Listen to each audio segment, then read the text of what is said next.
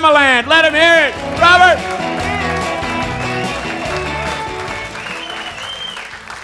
Thank you all for coming here tonight. Thank you for your support. One more check on the bucket list. So I woke up a month ago, and I had this terrible pain in my elbow. So right away I call the orthopedist, and I make an appointment to go there. I get to his office. He says, you're in luck. You're in luck. I have this new machine. It's terrific. It's going to diagnose what's wrong with you. I just need a urine specimen. So I give him a urine specimen. He puts it into the machine. Ding, ding, ding, ding, ding. The machine makes a little bit of noise, and a piece of paper comes out the bottom. He takes the paper. He says, you have tennis elbow. I said, tennis elbow? That's ridiculous. I've never played tennis in my life. Doc, I'm sorry, but your machine doesn't work. I'm not paying you for the visit. He says, wait a minute. Give me a second chance. Take this cup home and get me a specimen first thing in the morning. I said, all right. So I go home. I wake up in the morning, and I decide, I think I'll have a little fun with this doctor. So I get a urine specimen from the dog. I get a urine specimen from my wife, and I masturbate into the little cup. I bring it to the doctor. He puts it into the machine. Ding, ding, ding, ding, ding. Another piece of paper comes out the bottom. He says, number 1, your dog is very sick, has worms. Number 2, your wife is pregnant. And number 3, if you don't stop jerking off, you're never going to get rid of that tennis elbow.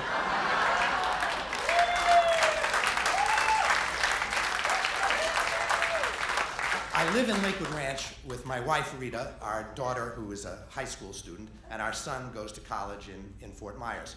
Rita's kind of a tough cookie. Rita's Russian, and she knows what she wants, and she wants what she knows, and sometimes it can be a little overbearing. We were in the bedroom the other night, and Rita's going, harder, Robert, harder, Robert, higher, Robert, to the left. Finally, I said, Rita, I know where to put the pillows.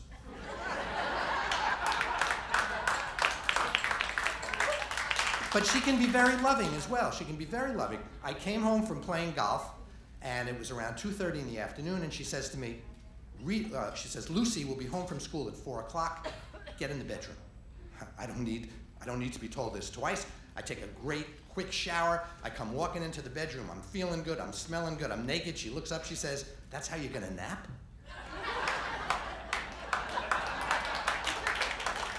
Rita says, the worst thing in the world I can say to her is, honey, I've been thinking.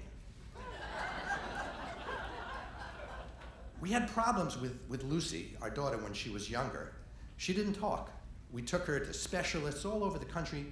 No one could find out what was wrong. No one could fix it. Then one day she's having lunch, and she turns to Rita and she says, the soup is cold. And Rita goes nuts. What? What did you say, Lucy? Lucy says, the soup is cold. Rita says, Lucy, I don't understand. Why haven't you talked before? Lucy goes, everything was fine up until now.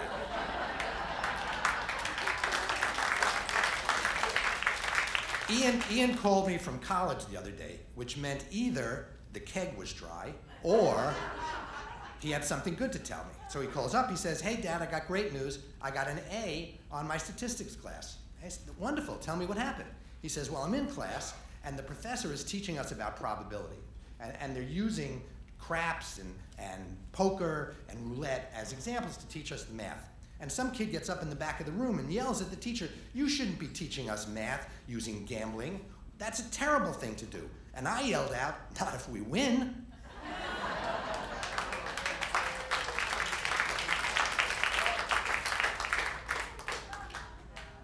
True story.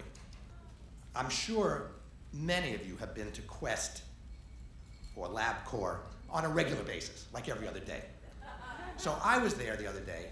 I had an appointment. I'd made it 3 weeks in advance, and I walk in, and there's a hysterical woman in the office. She is absolutely, positively hysterical. My husband, Arnold, he went inside. He's been there 45 minutes. I don't know what happened to him. And she's telling anybody and everybody. And there's chaos in the waiting room. Finally, the door opens, and Arnold comes walking out.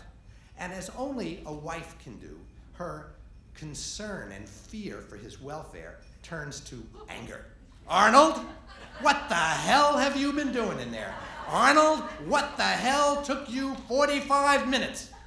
And everybody in the waiting room was like, we all want to hear the answer, right? Arnold goes, I couldn't pee.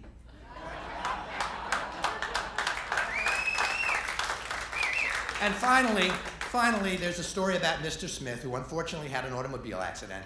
And the doctor walks into the room and he says to him, "I'm sorry, Mr. Smith, I'm sure you noticed, but your penis was cut off during the accident. And I know you're going to get some money from the insurance, so I want you to know we can fix it, we can put it back, it'll be as good as new, it's $10,000 an inch.